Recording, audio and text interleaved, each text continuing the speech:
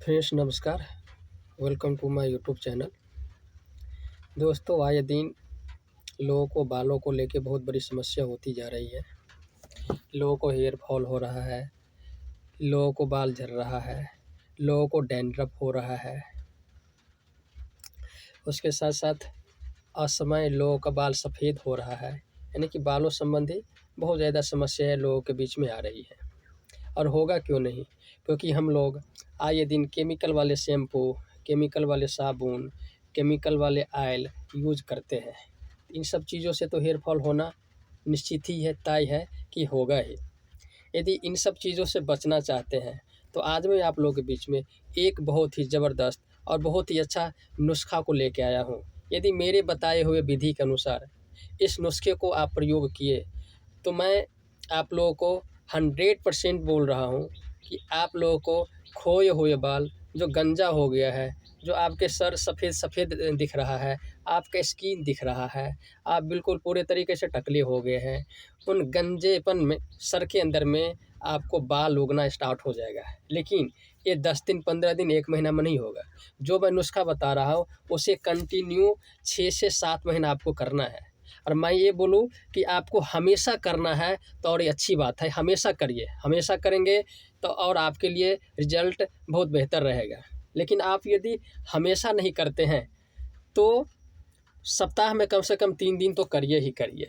यदि आप सप्ताह में 3 दिन भी करते हैं फिर भी आपको रिज़ल्ट मिलेगा। लेकिन आपको पेशेंस रखना है, आपको पेशेंस के साथ आपको इस नुस्खे को प्रयोग करना है, तब जाके आपको रिज़ल्ट मिलेगा। ये नहीं है कि 10 दिन 15 दिन हमने किए और 10-15 दिन में हमारा बाल उगना स्टार्ट हो जाएगा। देखिए, इस तरीके की यदि आपका सर है, इस तरीके का सर आपका हो गया है, बिल्कुल गंजा हो गया है, इस तरीके के सर के अंदर में भी आपको बाल आना स्टार्ट हो जाएगा, बाल उगना स्टार्ट हो जाएगा।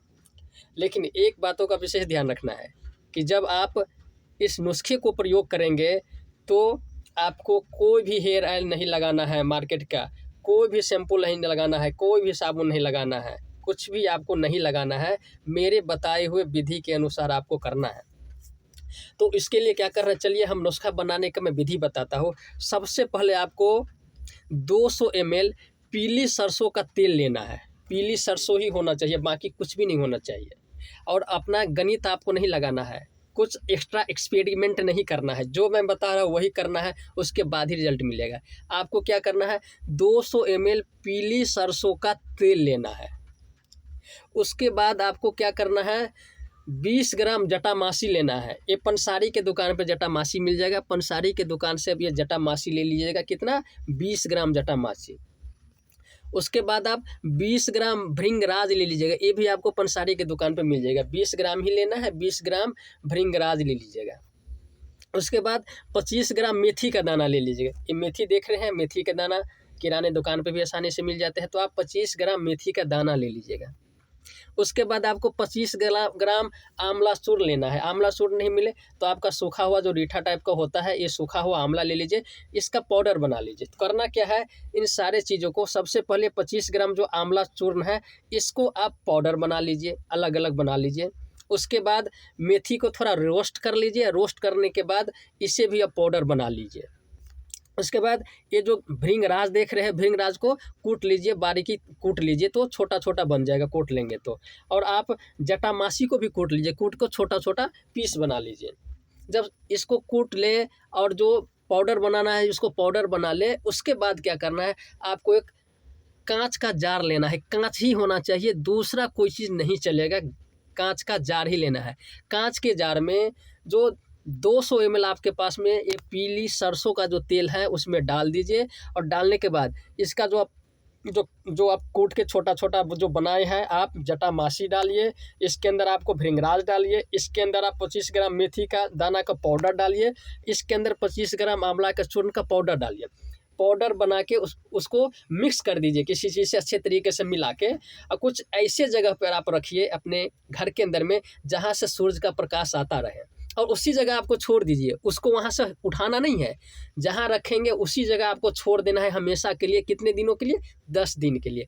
10 दिन तक इसको वहाँ से उठाना नहीं है, वहाँ से हटाना नहीं, उसी जगह आपको छोड़ देना है। 10 दिन छोड़ने के बाद 11वें दिन क्या करिए, वहाँ से आप उठाइए। उठाने के बाद आप लोहे का कढ़ाई ले लीजिए, लोहे का कढ़ाई लेना है, दूसरा कोई मेटल नहीं चलेगा, किसी दूसरे मेटल में नहीं आपको किसी भी चीज़ों को बनाना है, सिर्फ़ और सिर्फ आपको लोहे का कढ़ाई लेना है। लोहे का कढ़ाई में क्या करिए, उस जार में जो सारे चीज़ों को आप 10 दिन से जो जमा करके रखे हुए हैं, उससे निकाल के पलट दीजिए आप लोहे के कढ़ाई में और धीमे आँचों पे उसे पकाइए। ज़्यादा नहीं पकाना है, इतना पकाना है कि जो बचा खुचा अर्क जो है इन सब चीज़ों में बचा हुआ है, जैसे जटामासी हो गया, भृंगराज हो गया, मेथी हो गया, आंवला चूर्ण हो गया, इसमें जो कुछ भी बचा हुआ तत्व है, बचा हुआ एलिमेंट है, वो निकल के वो पूरा का पूरा शामिल हो जाए, 200 ml जो तेल है उसके अंदर में शामिल हो जाए। जब आप उसको धीमी आंचों पर जब उसे लो फ्लेम में जब उसे पका लेते हैं, तो पकाने के बाद उसे उतार लीजिए, उतार के ठंडा होने दीजिए। ठंडा होने के बाद उसे छान के आप उसी जार में रख दीजिए जिस जार से आप निकाल लेते हैं, यानी कि जो आपने कांच के बर्तन से निकाले थे उसी कांच के बर्तन में जाके उसको आप डाल दीजिए और रखिए, उसको अच्छे तरीके से रखिए और कंटिन्यू बाल को मालिश करिए, बाल में लगाइए। बाल में लगाने से क्या फ़ायदा होगा कि आपका जो बाल झड़ रहा है, आपका जो गंजा हो गया है, गंजे सर में जो है ना आपका बाल उगना स्टार्ट होगा, आपका बाल चमकीला होगा, आपका बाल मजबूत होगा, आपका बाल ग्रोथ करेगा, जिनका चोटी पतला हो गया उनका चोटी मोटा होगा, ये सारा चीज़ होगा। लेकिन पेशेंस के साथ करना है, एकदम से नहीं होगा, लेकिन आप यदि 4 महीना 5 महीना करेंगे तब जाके कुछ ना कुछ रिजल्ट मिलेगा। जब आप उसको लगाते हैं तो शैम्पू बिल्कुल नहीं लगाना है, शैम्पू बिल्कुल नहीं लगाना, ये सब कुछ भी नहीं लगाना है। आपको करना क्या है, या तो चिकनी मिट्टी मिल जाए तो चिकनी मिट्टी से, या आप जो है ना मुल्तानी मिट्टी से, इन सब चीज़ों से बालों को धोइए, बालों को साफ़ करिए। और आपको कुछ नहीं मिले तो आप पानी से ही उसको धो लीजिए। पानी का यूज़ कर सकते हैं, पानी से धो सकते हैं, लेकिन गर्म पानी नहीं चलेगा। गर्म पानी से कभी भी आप नहीं धोइएगा, उसका बालों का जो जड़ होता है वो कमज़ोर होता है, तो फिर से जो है ना आपको वही प्रॉब्लम होगा। तो गर्म पानी से आपको अपने बालों को नहीं धोना है।